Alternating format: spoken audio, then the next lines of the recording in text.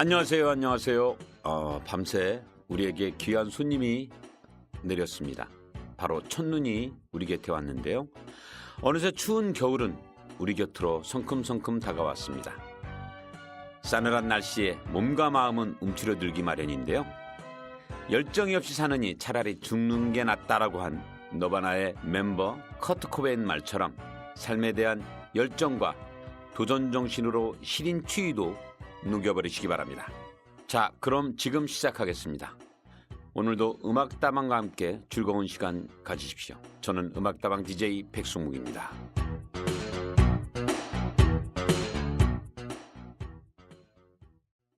오늘은 지난 시간에 이어 초창기 블루스 뮤지션에 관한 이야기를 할까 합니다.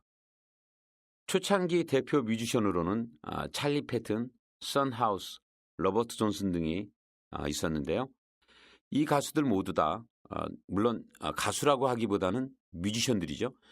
1800년대부터 1900년대 초까지 태어나고 활동한 뮤지션들입니다. 오늘 그중에 로버트 존슨에 관한 이야기를 여러분들에게 말씀을 드릴까 합니다. 로버트 존슨은 1911년 5월 8일생으로 전설적인 블루스 뮤지션입니다.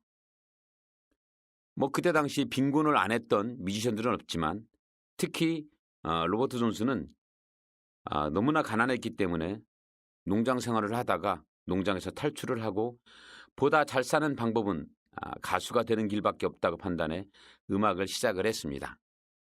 지금이나 그때나 연예인이 된다는 것은 엄청난 부를 누리는 것으로 알고 사람들이 그쪽으로 많이 도전하는 것 같습니다. 늦은 밤 부모 몰래 극장 식당에 가서 당시 유명 블루스 가수 선 하우스와 월리 브라운이 기타를 치며 노래하는 것을 구경한 로버트는 가수들이 쉬는 시간이 되어 자리를 뜨면 그들 연주를 흉내내며 연습을 했다고 합니다. 그러다 가수들이 무대에 내려오면 막간을 이용해 무대 위로 올라가 기타를 치며 노래하는 흉내를 냈는데 그 당시 워낙 실력이 엉망이라서 심한 야유를 받고 식당에서 여러 차례 쫓겨나기도 했었다는 이야기가 있습니다. 그는 노력한 끝에 선 하우스와 월리 브라운보다 더 잘 치고 노래도 더 잘 불러 식당 측과 손님들을 놀라게 만들었다고 하는데요. 그의 뛰어난 음악 실력은 그 소문을 통해 전국으로 퍼져 많은 사람들이 그의 음악을 듣기 위해 미시시피를 찾기 시작을 합니다. 그 후 로버트 존슨은 뛰어난 예술적 재능 때문인지 그에게는 악마에게 영혼을 팔아 신비한 음악적 재능을 얻었다는 전설이 따라다니는 등 살아생전에 그는 미스터리한 인물로 알려져 있었습니다. 공연 도중 돌아앉아서 노래를 부르거나 노래를 부르다 말고 갑자기 자리에서 일어나 집에 가는 이상한 행동을 했습니다. 때로는 쉬는 시간에 집에 가기도 하는 등 이 때문에 많은 사람들은 그가 무언가를 숨기고 있는 것이 아닌가 의문을 가졌다고 합니다. 또 그가 공연을 할 때 특이하게도 관객에게 등을 돌린 채 연주하는 경우가 많았었는데요.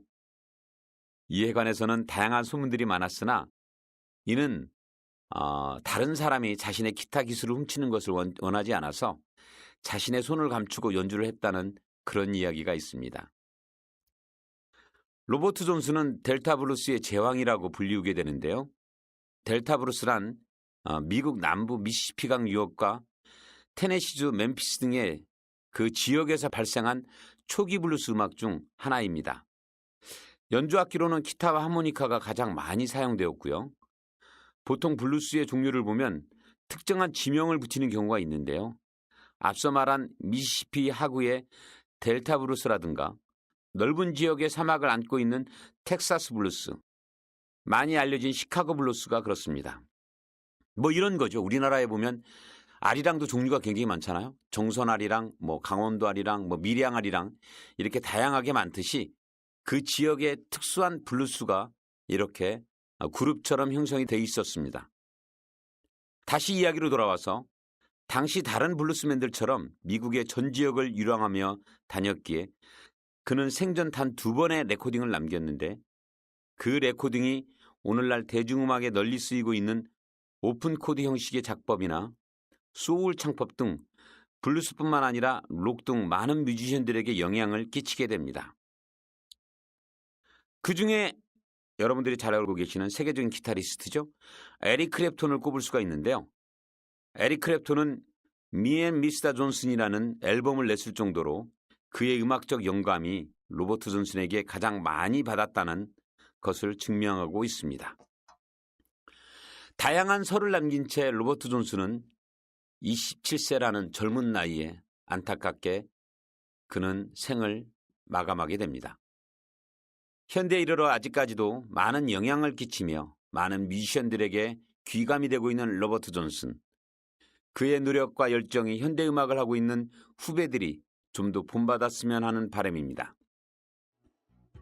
자, 오늘은 로버트 존슨에 대해서 이야기를 좀 나눠봤는데요. 오늘 나눈 이야기는 저희 메이플 카페에 들어오시면 자세히 보실 수 있습니다. 네이버 카페창에 메이플 뮤직을 검색해 주세요. 자, 그럼 다음 시간에 더 좋은 이야기, 또 많은 뮤지션 이야기를 가지고 다시 찾아오겠습니다.